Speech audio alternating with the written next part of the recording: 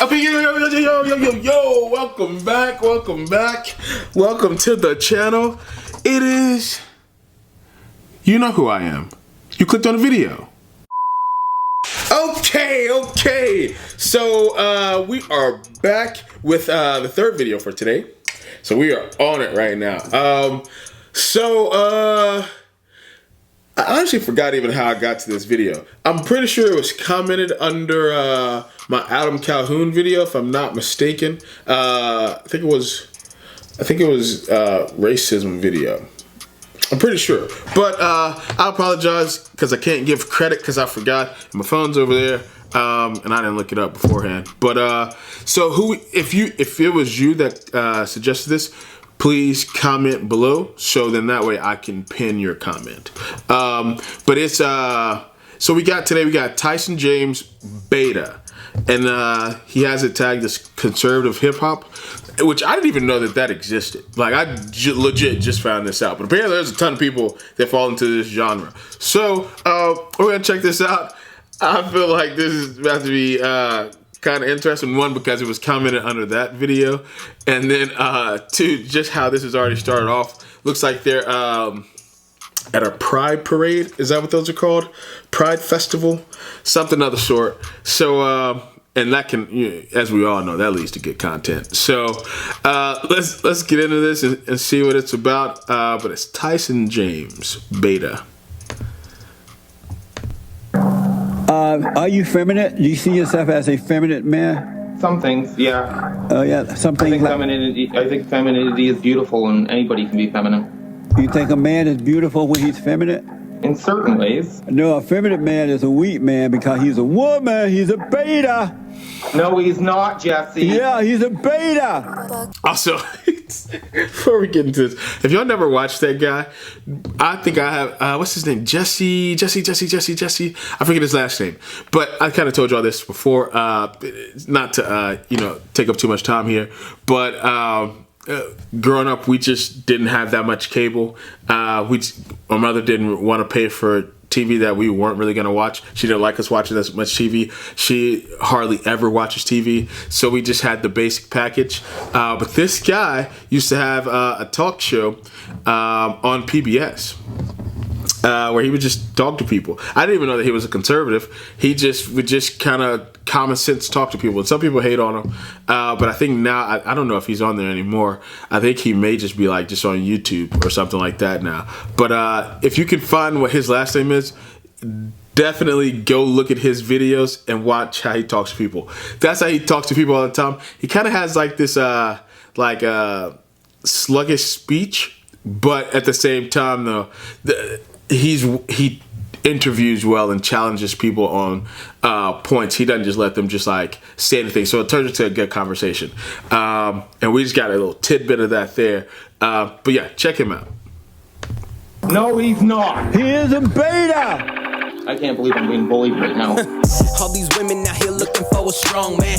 Why you falling for the lie, man? I am gon' stand. You've been dating women like your mama. Switch the program. 35 and single, trying to mingle. You a no man. Oh, dude, okay. Yo, I like it. What did he say? He said, you've been trying to date women like your mama. Switch it up. That's gonna be a tough pill to swallow for a lot of people.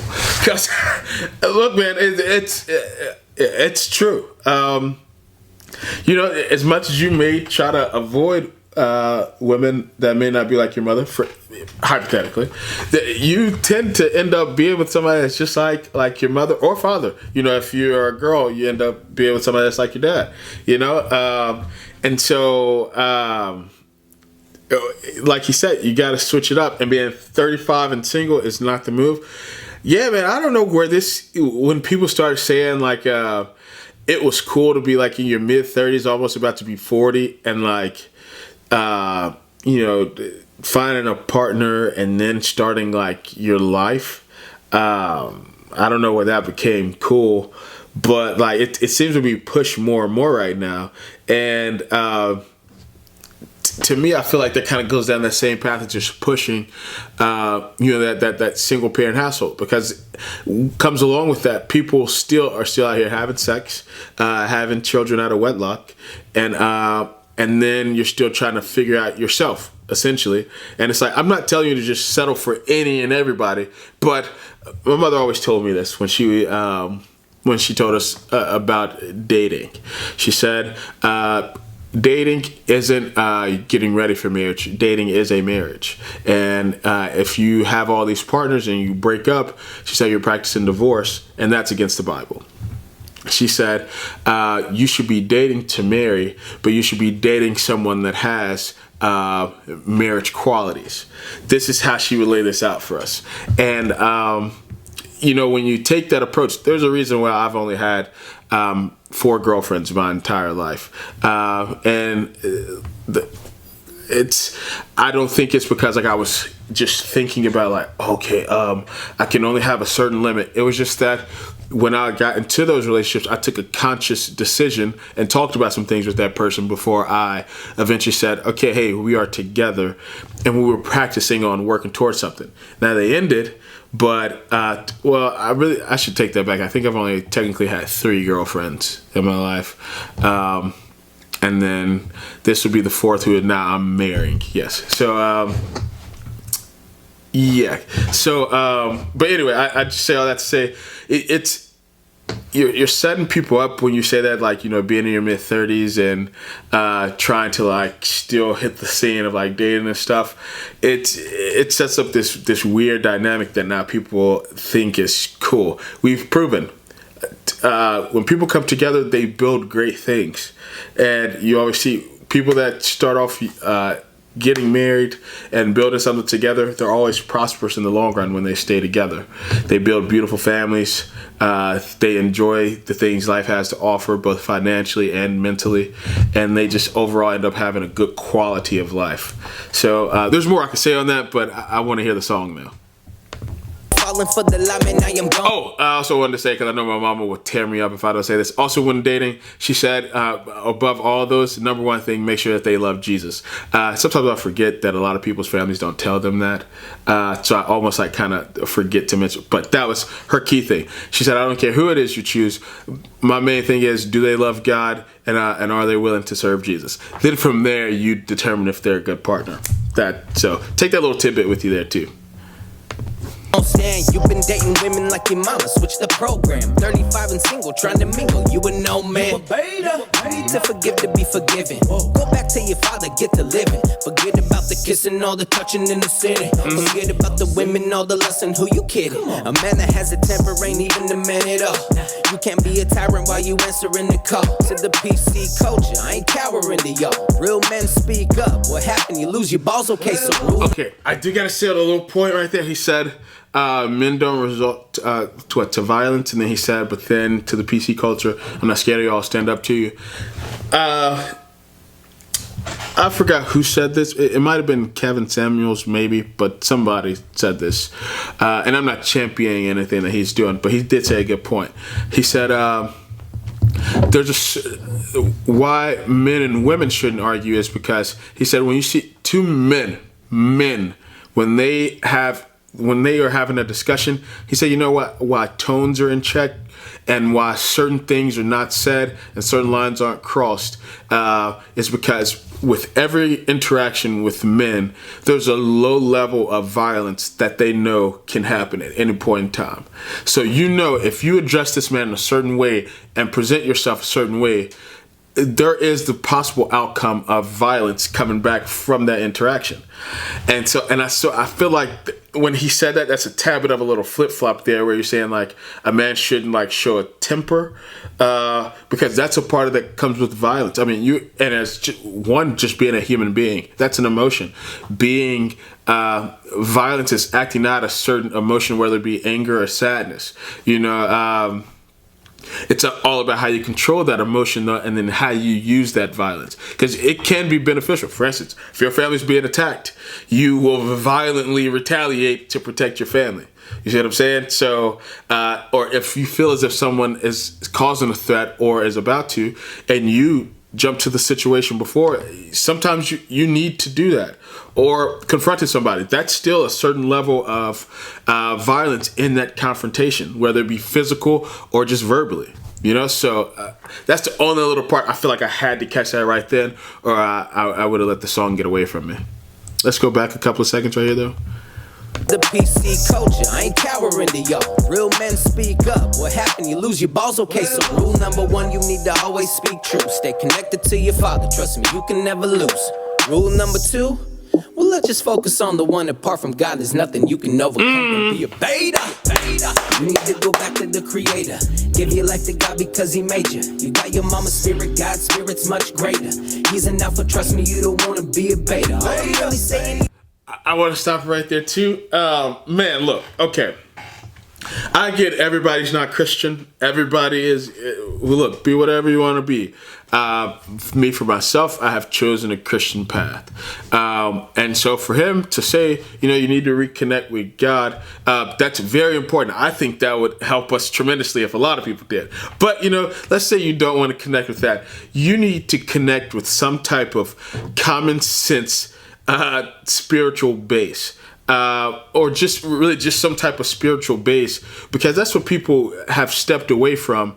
And I feel like a lot of people confuse like religiousness with spirituality. Like, you don't have to be a certain way and a certain action, a certain whatever. That's when you fall into religiousness. Spirituality just means you realize you are a spirit being, and you have to tap into something to keep you on a successful path of life.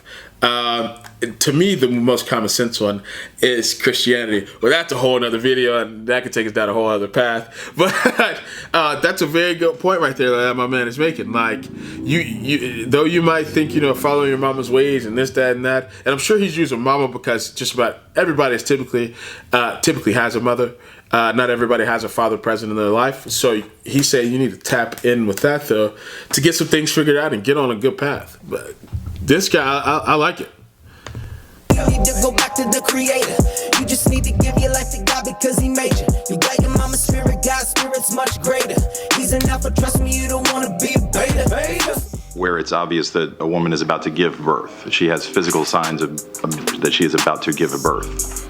Would that still be a point at which she could request an abortion if she was so certified? She's dilating.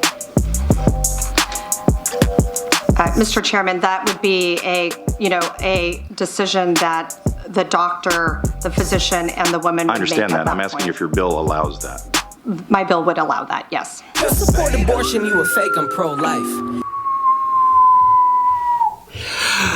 I have. Hold on. Let me hear this line that he just said right here. Let me go back. My bill would allow that, yes. You support abortion, you a fake, I'm pro-life. Okay, so you're faking pro-life. Oh man, I wish this wasn't in here. Man. How much time we on? Oh, buddy. Okay. So a couple of things here. So I wish people would get away from the notion of if you're pro-choice, that means you're not pro-life. I think Steven Crowder said this. Pro-choice includes pro-life, but even though he's pro-life, or was it him that said that? Yeah, it was him that said that. But or someone on his show said that. And that's kind of my. I've been back and forth on this issue so many times, and again, I tend to try to stay out of this one, even though I've talked about this on my podcast before. I've given my side. I don't even know if YouTube marks this, so I should probably check that first. But marks this as a video they would take down if you mention that. But my thing is, pro-choice doesn't have to mean you're against pro-life. I think it allows people the area for if they were taken advantage of. And to me, I believe in fairness to everybody, as much as you can allow fairness, whether that means for the fetus, for the mother, and for the people involved in the procedure, if one does take place. And I believe that you should always steer towards pro-life, but something to me sounds cruel about making someone who was already taken advantage of in one situation now have to be subject to. You could even look at it as being taken advantage of again by a system that's set up against them. You know, like with the point of like making abortions illegal. You know, because then we could backtrack and have people still dying in people's closets again, or trying to flee the country to go have it done somewhere else. You know, it's just so many things that come with that. Because I don't think a bill will stop people from trying to get them done. Just like, you know, increasing gun laws doesn't stop criminals from, you know, killing people with illegal firearms. To me, that's the same. I don't think you should just be doing them willy-nilly. And I don't believe that if it's right there, you know, at the end like that, the head's coming out, but you kind of, I think if I was a physician, I wouldn't do it. Because you've had all this time, you know, to kind of make your mind up. But see, and then again, there's a part of me, I'm like, well, yeah, but I don't know how much time a person that may have went through trauma needs that. You know what I mean? Like, it's not that we're talking about a person that was like in a healthy relationship. Because I feel like that bill, and I'm saying that because I don't feel like that bill allows people that are, for instance, just that word, you know, that I'm trying to avoid for YouTube. I don't think it allows for them to have any leeway. I still think it's marked as illegal for them too. So, you know, like, you're not talking about people that are coming from a healthy situation that just decide last minute, like, nope, just kidding, we don't want to have a family. You know, it's like, these are people that are coming from an awful situation that are then getting them done, or people that may not be in an awful situation, but just in a situation of uncertainty, being alone. A lot of women end up being alone and having to carry a child, and then they realize, you know, like halfway through, like, this is too much for me. I can't do this, and I don't want to be the guy to be like, you know, to like, no, make her have it. You know what I mean? Like. Something, and I get, you know, the principle of no, pro-life. I get that, and, you know, following the Bible. You know, it just puts me in a weird spot. But I've talked about this on my other podcast. It's called Sometimes Offensive. I think it might be like it's the episode like maybe 6 or 7 if you guys want to go check that out. And I go into more detail there, explaining like different scenarios and the amount of times like women, you know, almost die giving birth, and what could you have done, you know, things of that sort. And it'll kind of expand on that more. So I hope that kind of makes some type of sense in my thinking on this. Man, I'm not trying to take this long, but let me go back a little bit. That, yes. You support abortion, you a fake, I'm pro-life. You should see my wife, she carries babies so nice. If you a living, you a feminist, then you don't know Christ. You don't think you need a man, it takes a man to grow life. Man, I don't cater to these betas and these cannibals. You killing all these babies and you thinking I'm a radical. Man, you'd be up in arms, I started boarding farm animals. But somehow it's okay when it's your kid, man, that is laughable. It's capital murder when you snuff another life. You're headed for the burner if you don't return to Christ. Obama was a beta, Melly gave you fake rights. Every time I see that face, I want to break and take flight, okay? Man, you know, this video is heavy. Shout out to whoever recommended this to me, man. This video right here, this is what I like. It makes you think. It makes you address some points in your life, bro. Yeah, man. I love politics. I really do. And you know, so and I've grown to become that way. So I've told y'all before that my mother always raised us, you know, being aware of stuff. And I never really like I understood probably better than I guess the everyday person, but I'm not sophisticated in politics, if that makes sense. So and so for a while there, like I was blinded by the good that Obama did. I wasn't old enough to vote for him. I think second term I was.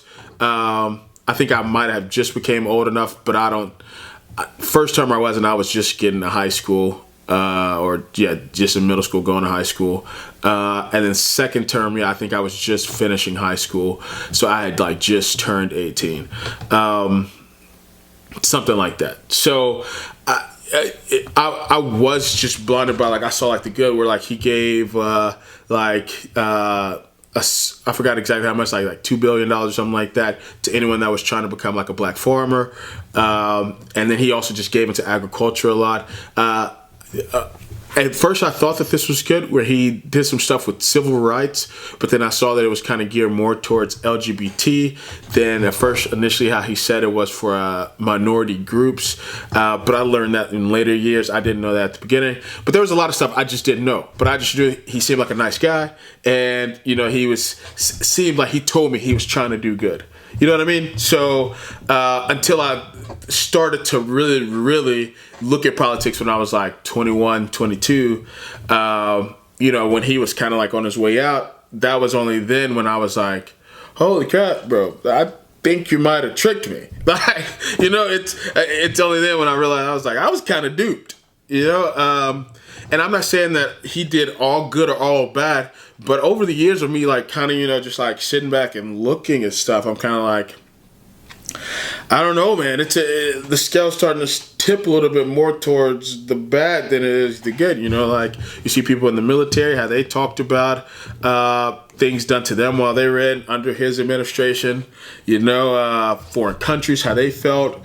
So it's one thing if a person is very eloquent in their speech and makes you feel good, but then it's another thing when they put that pen to paper and they write out exactly how they feel. It's a whole different ball game, and now I'm starting to learn about that ball game over here, and man, it's a weird spot to find yourself in. So years ago, I probably would have been like, oh man, this man's just attacking him, but now on this side of it, I'm kind of like, he's making some quality points right here. Let's keep going though. Let me calm down. Let's get to rule 2. Never search for a woman, she will find you. No sex before marriage. Take time and just date her. If not, she will turn you to a beta. Man, we have stopped this video a lot. Yeah, buddy. Again, like Mama said, a man that findeth a wife findeth a good thing. A woman that finds men runs his house. She's told me that since I was like 5 or 6, bro. She said, if you want to be the man of your house, then you need to be the man and go find your wife. If your wife tells you, hey, we're dating, we are this, she finds you, she comes after you, it's one thing for a woman to allow you to pursue them. Don't get those confused. Those are two different things. Do not get that confused. You will know if a woman wants you to pursue her. She will make herself available on a timely schedule. And I say available and with timely schedule as you'll say, hey, what are you doing today? Would you like to go for lunch? Yeah. Or you'll notice the interactions you guys have. This is all outside of sex. No sex at all. You will know that this woman is allowing you to pursue her as a possible mate, to kind of just make it bare bones there. And you find a wife. It says it in the Bible, a man that findeth a wife findeth a good thing. And so, yeah, don't let a woman just pick you. You find your wife, man. Let's go back and hear him say it one more time, bro. Every time I see that face, I want to break and take flight. Okay, let me calm down. Let's get to rule 2. Never search for a woman, she will find you. No sex before marriage. Wait, I think I just said all that point wrong. Never search for a woman, she will find you. That is wrong. That is error. I just went on that whole rant. No, man. No, that's wrong. She will find you. No. Don't let her find you. You are to find your wife. This is wrong, Tyson James. I can't believe I misheard that the first time around. I think I was still a little bit too amped up. No. No. Find your wife. Take time and just date her. If not, she will turn you to a beta. You need to go back to the creator. Give your life to God because he made you. You got your mama's spirit, God's spirit's much greater. He's an alpha, trust me, you don't want to be a beta. All I'm really saying, you need to go back to the creator. You just need to give your life to God because he made you. You got your mama's spirit, God's spirit. much greater. He's an alpha, trust me, you don't wanna be beta. I am so tired of the heretics watching beta. Preachers on the TV, that's embarrassing. You preach another Jesus, that's a beta, no comparison. You don't point him to the cross, he Okay, man, look. My man Benny Hinn gets a bad rap. I'm pretty sure that's who that is, Benny Hinn, right? He, look, man, okay, look. Is it a little bit gimmicky and antics filled? Sure. My mama also, if she heard this right here, she would be like, oh, no, you better not. She always tells me, she says, you never speak on God's anointed. She says, if God called them and he allowed them to be there, then who are you to say otherwise? If they are in error, she said, trust me, God will take care of them. And then she points to some scripture where he did exactly that. I think maybe her go-to one was the man that turned to worms. So, and it's a good point. You know, she says, don't speak bad on your leaders, whether that be on your job, a person you just met to do a job with for just a little while, or the people that, run this country. She said, don't speak bad on them. You can criticize, but pray for them. But before all, pray for them. And so, so I'm kind of conflicted there, just a little, but if I'm just speaking from my own mind without hearing my mother's voice in here, there would be certain critiques I would have, and I'm pretty sure his name's Benny Hinn, to his teaching. I wouldn't go to church there. I wouldn't be involved in that.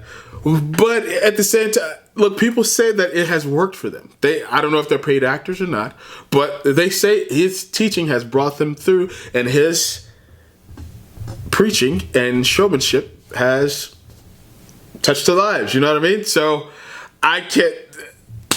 Who am I to say that it's false?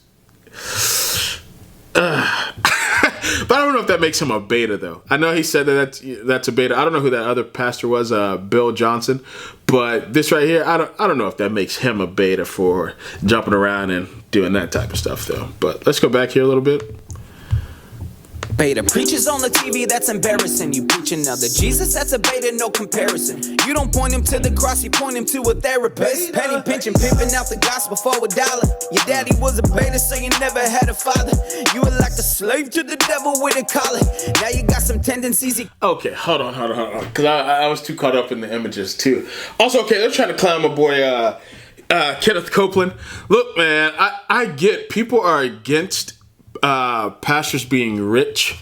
I get that, and I see the optics of that. It makes sense, with so many people out here that are down bad in awful situations. I get why that would be it looks bad. But, I'm reminded of somebody that told me at work one time, we were talking about this, and she had a problem with pastors being rich. And I said, well, you don't go to church there, so how can you be mad? And she was like, that her granddad and her dad were both pastors and dirt poor. And, they did whatever they could to get by. And my mama has always told me this, again, going back to what my mama said, that it's in error if your pastor isn't at least financially stable. That goes against the teaching, because God always takes care of his messengers, the people that are providing the word. You're supposed to, because think about this. I mean, all right, if the CEO of your business that you worked at was doggone having car trouble every other day, couldn't get to work, had to ride a bike, he was taking out title loans every other day to try to make ends meet. And I'm saying that hypothetically, but like, you get what I'm saying. Like, if he was down bad, you would be looking like, yeah, man, how are you running this place? Like, how can you tell me what to do here? Or think about it, if your financial advisor was like, man, I'm just waiting till Friday to get this paycheck. You would look at that and be like, you know what, man, I think I'm a skedaddle. Like, you wouldn't stay around. So it's an error to believe that a pastor shouldn't be financially stable. Now, if I get financially stable, it's a tad bit different than being ultra rich, almost a billionaire. I get that. But then again, this goes to my mama's point of, how can you criticize what God allowed? All right, just jump back into this point right here. You don't know the good that they did with that money. You don't know what God has led them and to do with those finances. So just because you see the house and the cars and da-da-da, you don't know the opportunities that are provided to other people because of that. And you don't know the teaching that comes with that, you know? So you can't really... I get that people, because we live in a society that wants to point out like, oh, look at what they got. Look at what they got. Now look at what I don't have. Feel bad for me. You know? And it's like, because I don't believe any of those pastors are taking advantage of people. I mean, they have thousands upon thousands of people going to their church. You know, but they get the money from somewhere. They're not stealing it out of people's pockets as they come in. You know, it's weird to be like, how are you so rich? Well, you see it. I mean, look at the people. they're paying it. And then it seems as if some of those churches even provide services back to people. I think, Joel Osteen stopped even taking a salary from his church. He only made it off his books. I mean, so now you tell the guy you can't be rich from a book that you wrote, you know what I mean, because you're a pastor. You know, that just sounds weird. It's like, okay, wait, so anybody else can write a book and be rich? Why can't I? Because I just so happen to also preach the gospel and tens of thousands of people show up to my services. I'm supposed to be walking around everywhere. You know what I mean? It's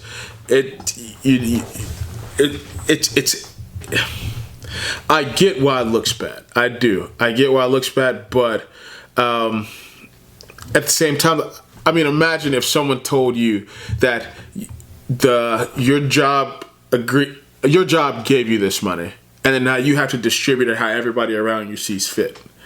You know, most of those churches, well, let me not say most of those churches, because I don't know, I've never been to those churches, but the church that I go to, all right, they have like a business service like once a month, every Monday or something like that, and anybody in the congregation can literally go. You can sit there. The board talks about it. They show you the whole thing of what they're paying for, what they're doing, what they're going through, and then if there's any objections to it, you can vote on it. Everybody agrees on the pastor's salary. It has to be full agreement. If they don't agree on it, he doesn't get that salary. You know what I mean? So it's like, if anything, I would tell people, attend your church and give into your church. If you want to see people around you, you know, to that level, well, then find them and give into them. But you can't be mad that someone else was able to cultivate that crowd that allowed them to be in a certain spot. And I feel like so many of those preachers are getting bashed because we have seen some preachers do bad. Don't get me wrong. We've seen some preachers actually abuse the money. But I don't think all of them that are ultra rich like that have abused that power. So that's, yeah. Say you never had a father. You were like a slave to the devil with a collar. Now you got some tendencies, your conscience has been sodded. Got a lot of problems, but a woman ain't one. Got the spirit of your mama, not the spirit of the son.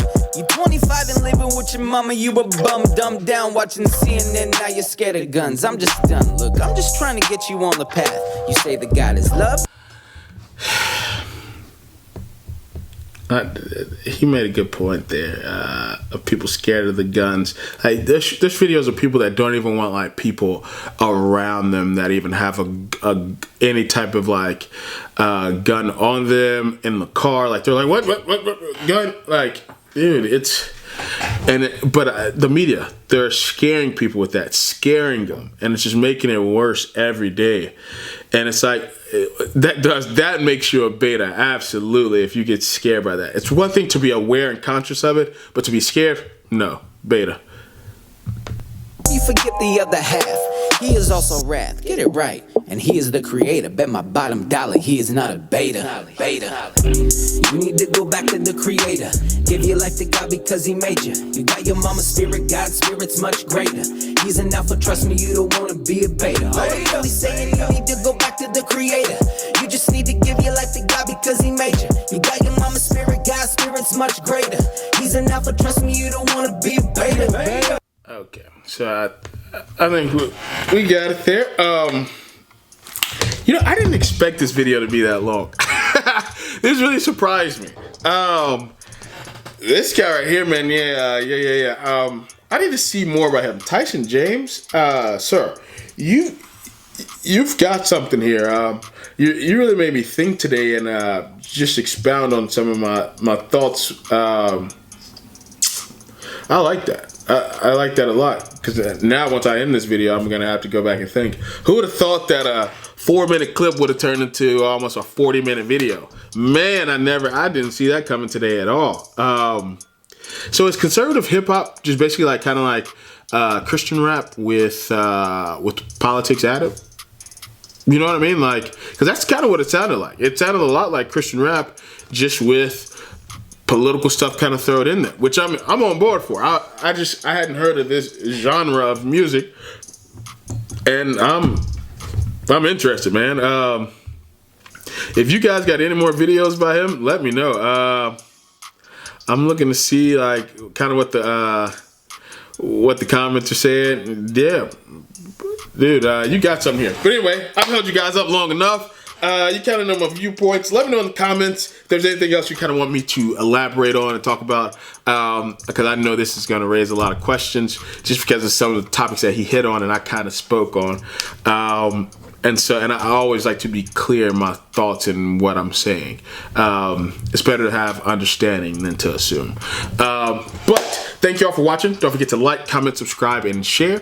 Also check out my podcast. This one is the Ambitious Journey podcast, and you can actually find the video of that podcast on YouTube. If you just go over to our YouTube channel, and that way you can watch all the episodes of our podcast on there. Or you can go over to any major platform that you would listen to podcasts on, and just type us in, and you can listen to the audio of that on there. And also, guys, you can find anything that's associated with me, like the podcast, Facebook, Instagram, anything like that sort. Everything like that will be in the description section of every video. That way you can easily access it from there. Yeah, we're still on the road to 5K. Hopefully we get there soon. And with that, we're going to do a giveaway. We're going to give away a hat with my channel's logo, like this right here, a t-shirt with my channel's logo, and a gift card. We got more of that as we get closer, and once we accomplish that. Tyson James, man. Beta. Who would have thought, man? Wow. I need more, sir. I need more. Yeah. Till next time.